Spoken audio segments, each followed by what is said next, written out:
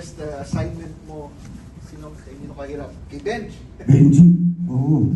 Actually, halos lahat eh. Benji, Alvin, Nelson, Noli,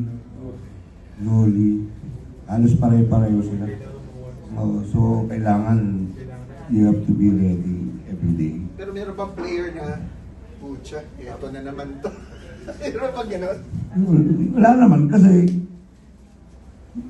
diba, 8 teams lang naman. So, palagi rin naman sila yung mga nakakalaban. So, alam mo. Medyo nahirapan na lang ako nung pagpasok nila Marlo kasi masyado nang malaki. So, pero, yun nga, hindi pantayan.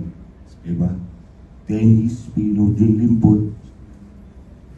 Ang daming mga, ano. Kaya, nung panahon yun, kailangan always ready ka.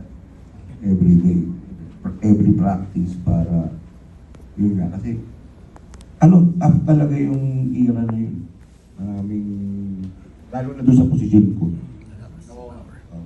Tapos minsan na ano rin ako sa mga cards katulad kila Alan, hindi. So yung adjustment na naman.